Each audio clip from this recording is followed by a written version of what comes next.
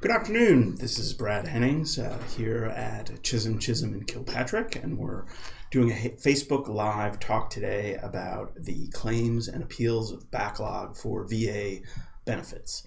Joining me are two attorneys at the firm, Christian McTarnigan and Lindy Nash, and they're both going to be joining me in discussing this very important topic.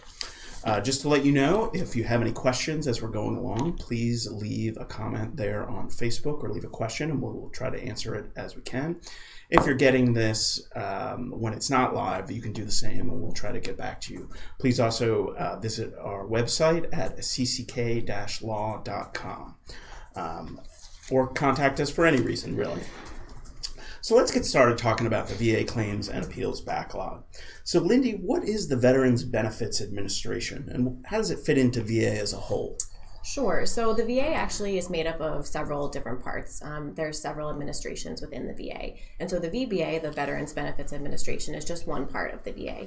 The VHA, which is the Veterans Health Administration, is within the VA, as well as the National Cemetery Administration and others. And so the VBA is just one part. But what the VBA does is that it actually oversees a variety of different benefits. And that's everything from compensation to pension, fiduciary issues, education benefits, insurance even. So that's kind of where the VBA fits into the VA. So they're the benefits people, yes, as opposed to the Veterans Health Administration, which handles health care. Yep, exactly. Okay. So Christian, there's this claims backlog and there's an appeals backlog at the Veterans Benefits Administration. So what's the difference? Yeah, so a claim is, just like it sounds, it's an initial claim. If you were to file a claim for service connection, you'd file a claim on the form, you'd submit it to the appropriate office, and that would be considered a claim. Once your claim for service connection gets a little further into the process, you'd get a rating decision that you wouldn't agree with, and you'd file a notice of disagreement. As soon as you file that notice of disagreement, it goes from being a claim to being an appeal. It's like magic. Exactly. It's a magical act, the notice of disagreement. So how long do veterans typically wait for a decision on their VA disability claim? Yep. So it varies. I've seen different things, but typically the average is about 120 days, which comes out to about 4 months. And so again, that's an average. Sometimes it's less than that. It could be more, but typically 120 days is what it takes from a claim to make it to a rating decision. So that's a claim, but how long does it take for an appeal? Yep. So an appeal, once you file that, magical NOD that we just mentioned, it can take up to 3 years actually for your next decision, and whether that could be the SOC, the statement of the case. It really depends, but typically it could take up to 3 years, which is a long time. And then if you're headed to the board, it could even take up to 5 years. So it is quite the long waiting period. So when you say the board, is that the Board of Veterans Appeals? Yes, the Board of Veterans Appeals, correct. And that's separate from the Veterans Benefits Administration? Yes. Yep. In the process. Okay. Yes. So let's talk a little bit about what counts as a backlogged claim. We're talking about the claim backlog. Yeah, absolutely. So 5 days more than the average amount of time that it takes to process a claim. So 125 days is, for reasons I don't think we exactly know, the magic number of when a claim becomes officially backlogged. That's rather convenient, isn't it? The average is 120 days and a backlog claim is over 125 days. 25 days, exactly. So so that's just an average. Yep. Is that correct? So, I believe so, yeah. Okay. So when did the claims backlog reach its peak?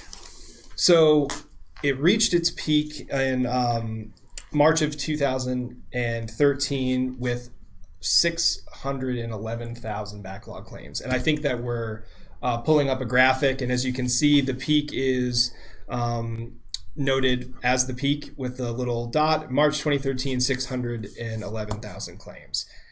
That's a tremendous number of claims that were pending, that were backlogged. So yeah. Do we know why there was this huge backlog of claims? We don't know exactly why, but I think we have some idea why, and what we think why it happened. So most importantly, and you can see that I'm just referring to the piece of paper that I have so I can refer to the graphic. Most importantly, the Secretary added 3 presumptive conditions for exposure to Agent Orange in 2010. It was ischemic heart disease, it was Parkinson's disease, and then also chronic B-cell leukemia. So when the Secretary adds a presumption, anyone who was exposed to Agent Orange, so anyone who had stepped foot in Vietnam, if you have that disability, you can automatically be granted service connection for that disability with very little other questions asked. So all of those individuals were filing those claims. Although it is relatively automatic, it takes time to go through the VA process and to process it. So that's one of the reasons we think the claim backlog spiked. Also, VA data showed that the claims were becoming increasingly more complicated. It wasn't just, I hurt my left leg, please give me service connection for left leg. And I'm looking at the statistics right here. Over the past 10 years, there was a 200% increase in original claims containing 8 or more specific medical issues or contentions. So as opposed to having just a single disability filed a claim for, there's 8 or more and they're getting incredibly complex. That just happens to take more time to process. Is that a little bit because I think VA's initiated a number of programs where they're trying to get veterans to file claims before they're being discharged, and so therefore they're saying make sure you list everything there. Absolutely. As opposed to years ago where there wasn't any kind of process like that. So in some ways it's a good thing. Absolutely, yeah. Because we're getting more disabilities and more veterans covered, but this is the downside of that. Absolutely, it's just more volume of claims that needs to move through a relatively slow system. And this sort of leads into another reason why we think that there is such a huge backlog at that time. It was processing errors. So with the larger number of claims, the larger number of requests for service connection within each filing for disability benefits, there were more errors. So again, looking at the data, there were 1.4 million claims filed in 2017. And more than 90,000 of those were appealed to the Board of Veterans' Appeals, which is, as Lindy talked about, the final arbiter of what a VA disability, what VA disability benefits a veteran gets before you sort of move outside of the VA system. And the board found flaws or requested more information in more than half of those cases, at 57% of those cases.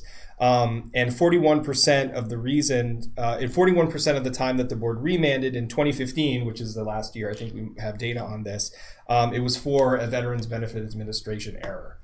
So it's a lot of taking those claims, increasing because of the the presumptions, processing errors, and then also just the process itself. The IT isn't great. There's bad tracking of claims get lost, claims get improperly processed. And then I guess the last theory that we have is there's the processing system design isn't great. Docketing appeals that have been certified to the board added an average of 220 days to the processing times that happened in 2015. And it's our understanding that this idea of certification or an appeal being certified to the board is purely ministerial, meaning it's just an administrative, pushing a button kind of thing. Absolutely. I mean, in my court practice, I see them all the time. It's a piece of paper that checks boxes, checks a few boxes, has the date on it, and that's it. It doesn't take a lot of work or effort. So that's an exceedingly large amount of time for something that is basically one piece of paper. So Lindy, how big is the claims backlog today? Yep, so it has gotten a little bit better. The most recent data that we have is from September 2018, and at that point, the backlogged claims were just under 84,000. So that does sound like a lot, but it is better than where we were. And then the total claims pending is about just under 350,000. So there are plenty of claims that are still pending, but about 84,000 are still backlogged. Okay.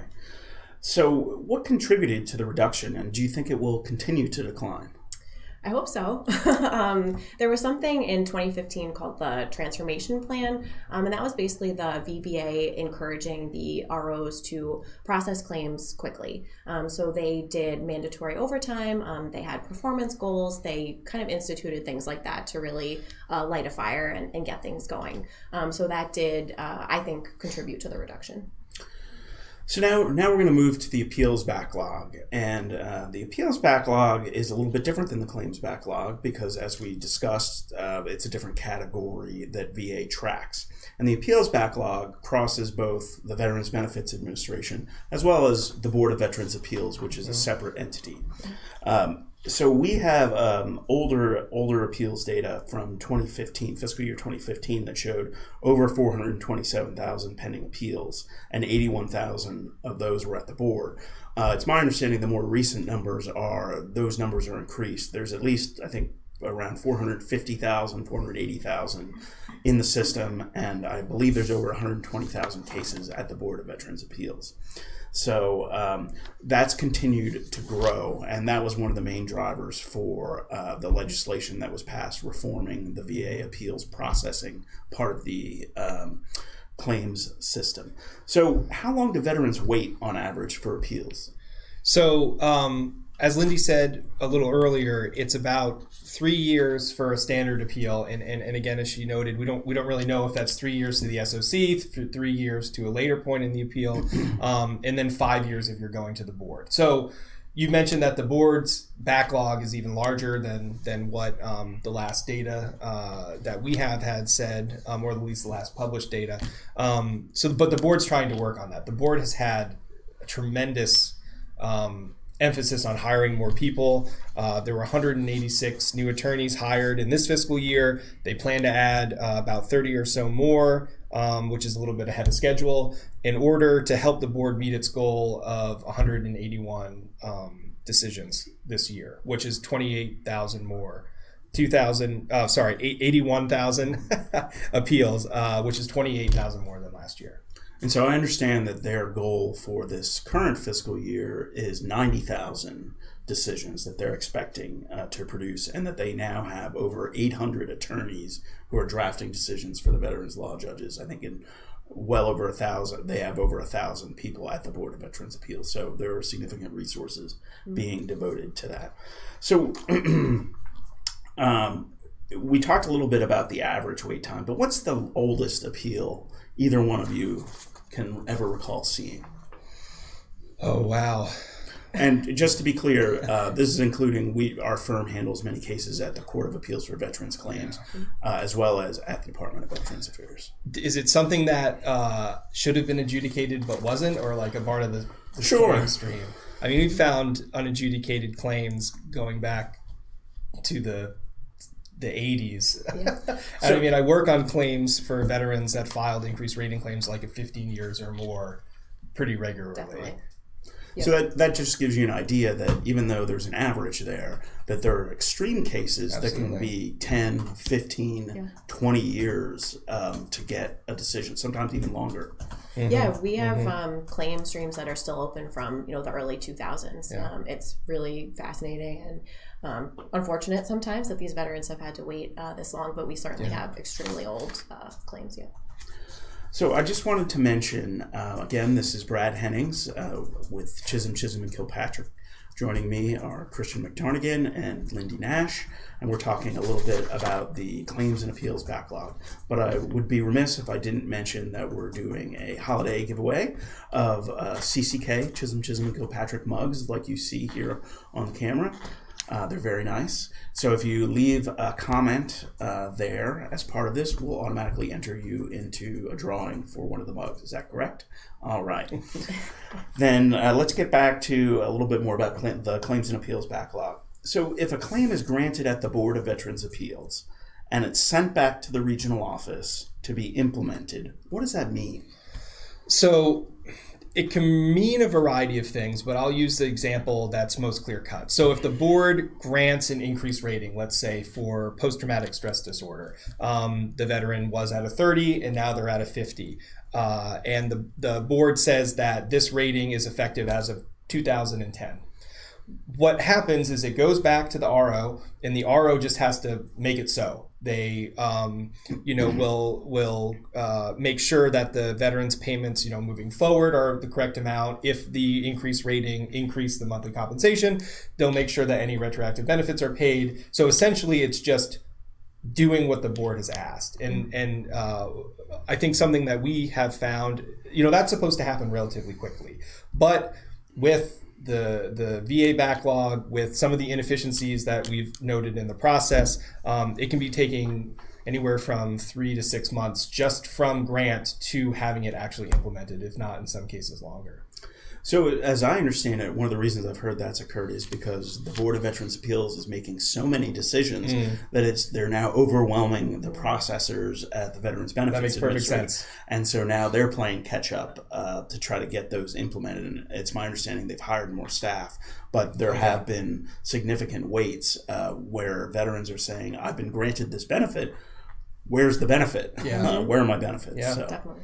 So what are the consequences of these long wait times for VA appeals? Yeah, and I'm sure a lot of you watching are dealing with the consequences right now, and so firsthand how strenuous it is and how difficult. But probably one of the first things is just waiting for that delayed payment. As Christian was talking about, it can take a while. You get this awesome board grant. They granted TDIU back to 2010. And then you're just waiting for the RO to actually implement that grant. And that can be, 6 months or more. And so that can be a really frustrating process. You know that your payment is coming, and yet it's delayed. So that can be really tough. We all have bills and things to pay. So knowing that this payment is coming and it's so delayed can be really stressful. And that can lead to further financial difficulties, physical, mental, stresses, and it's really tough. And then also your disabilities are probably, they could be worsening, which has an effect on your claim stream. And also they could be getting better, which also affects the disability. So those are something to really keep in mind and something that a lot of veterans deal with. And then unfortunately, kind of the sad reality is that a lot of veterans, they can pass away in that time period. And again, it's an unfortunate reality, but it happens all the time. And so I think in the beginning of 2016, in that fiscal year, there were about 23,000 appeals that were pending, and about 1,600 of them were closed due to the veteran's death. So that is something that is a reality. And I know I've talked to certain veterans and folks who've worked in this area, and they've commented that another issue with the long delay is that the government or VA is not paying you any interest in all this money. You're waiting 15 years to get your payment, and you're not getting anything extra. It's money that you could have had. So we have a question, and that is, if there's a government shutdown coming this on Friday, will that affect the VA board? The answer is we actually have good news. So the VA is fully funded. About half the federal government is funded, and the VA is one of those components that is fully funded. So our understanding is that everyone will be going full bore. All VA employees will be on duty, even if there is a partial government shutdown. So it shouldn't affect processing. It shouldn't affect your benefits. Everything should be good to go. So what are the factors that are contributing to the increasing appeals backlog?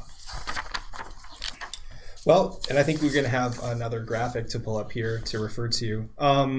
So as you can see, there was a priority was given to processing the claims backlog when there was a really huge claims backlog like we were talking about before.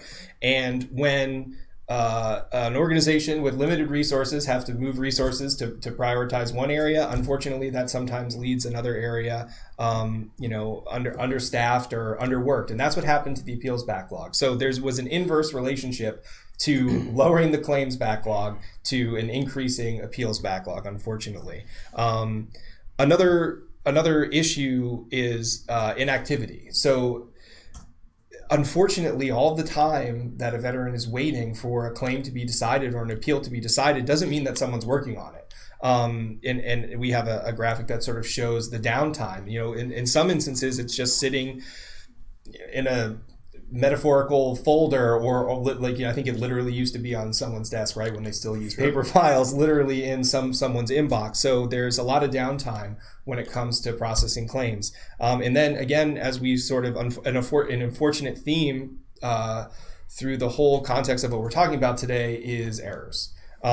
So there's some statistics that we have that 13% of remanded appeals were returned to the board without first finishing the remand instruction. So what happens then, You get all the way to the board, right? It's taken that 5 years for you to get to the board. The board says, oh no, there's a problem. We got to fix it. It goes back and it only gets partially fixed. And so what that means is it has to go back to the board. The board member will see the error and unfortunately has to go back to the regional office again. And this is sort of what they refer to as the hamster wheel of appeals. So that also delays processing time of appeals. So it sounds as though this is a resource issue, because it sounds as though folks are rushing to try to keep up with the amount of work, and that perhaps historically, at least, there haven't been enough people working on these kinds of cases. Mm-hmm. Is that a fair statement? I think so. I mean, if there were an unlimited amount of people to work on it, you would hope, right, that there wouldn't be the same backlog, but that's unfortunately not the reality. So are there any solutions to this increasing appeals backlog, and how can VA get it under control? Yeah, so we think that some solutions, and that VA has actually started to implement, would be, hiring more personnel, which again we said that they've started to do, which is great. But not only hiring personnel, but making sure that they're trained and educated, and the adjudicators, are familiar with veterans law and look through the file and make sure that they see every piece of favorable evidence and don't ignore anything. And that speaks to rushing and, taking your time with the file, but not too long, and really, doing a thorough job and getting it right the first time. So I think that would be great if they could do that. And then also this kind of leads into our next discussion of appeals reform, and hoping that has a significant influence as well. So there's been a lot of talk about the Appeals Modernization Act of 2017, otherwise known as appeals reform, or the AMA, I've heard it referred to, which I personally do not like. But we'll just say we're going to use the term appeals reform because that's what a lot of folks understand. So do we think that this appeals reform that passed in 2017 and is scheduled to be implemented in 2019 is going to help with the appeals backlog? And how and why? We hope so. Yeah, we do. We hope so. Do you want to start, Lindy? Yeah. So again, we hope so. I think one of the positive things that could come from it is that appeals reform is taking certain things out of what we deal with now. So what is known as legacy appeals, you file your NOD, which leads to the statement of the case, which leads to the VA-9, and so on. So a lot of those central pieces are being taken out or being removed. So hopefully maybe that will decrease the wait times, without so many check marks and so many maybe just clerical things that have to be done, the wait times will be lowered. So that's my hope, and that it'll be kind of speed the process along. So fewer roadblocks for Yes, veterans. exactly. Fewer cleaner, roadblocks, simpler. fewer barriers, so knowing, if you have new evidence, you're going to pick this lane, you're going to get a decision, and there it goes. So hopefully that will result in lower wait times. Yeah, and the supplemental claim lane is something that I'm sort of interested to see how it works, because in theory, it seems like that could be really great. Oh, they've told me that I need X, a medical opinion. You don't have to continue to appeal until you get to the board to finally get some sort of resolution to that.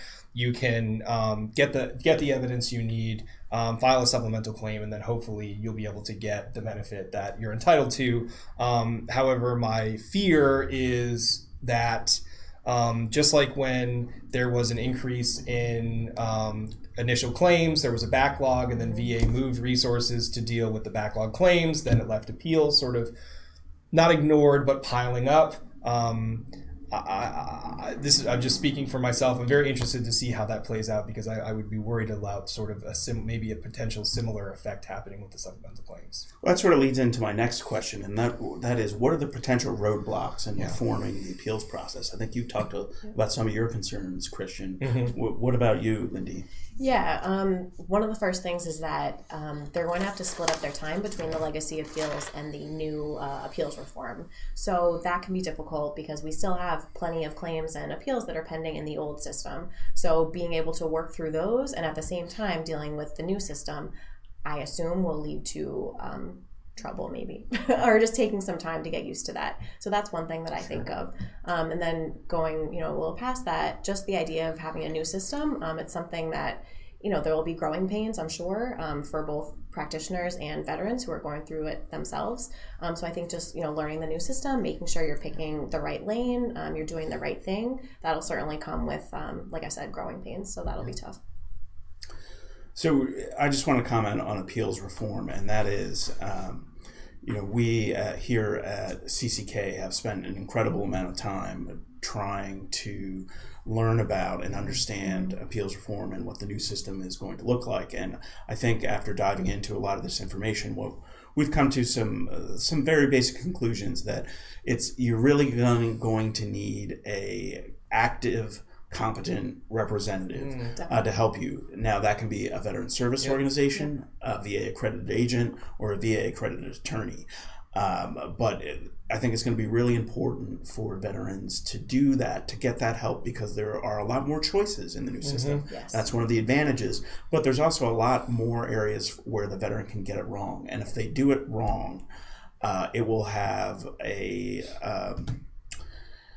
negative impact upon their claim, potentially upon their effective dates. We're already seeing sort of odds and ends, and there are parts of it that are confusing that just happened before, that veterans had to do things, but they didn't have to make as many choices. Sure. So that was just an editorial comment. Yeah, for sure.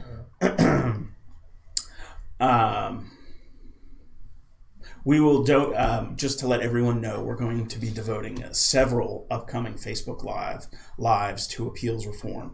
Right now, we believe it will go live in February 2019. The VA has already been implementing it in a pilot program called RAMP, which we're not going to spend a lot of time on. But over the coming months after the holidays, we're going to be devoting a lot of time to talk about appeals reform and everything that we're seeing. So this was just a little bit of a teaser. But with that, do either of you have any final thoughts? Progression? So, I mean, I guess all I would say is that there's a lot of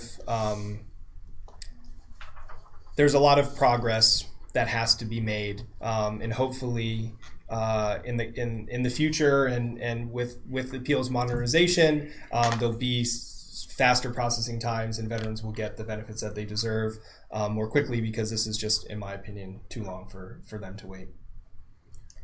Yeah, I ditto to Christian's comments. Sometimes, we encourage our clients to, really think about the appeals that you're filing and the claims that you're filing, because sometimes it can clog up the system.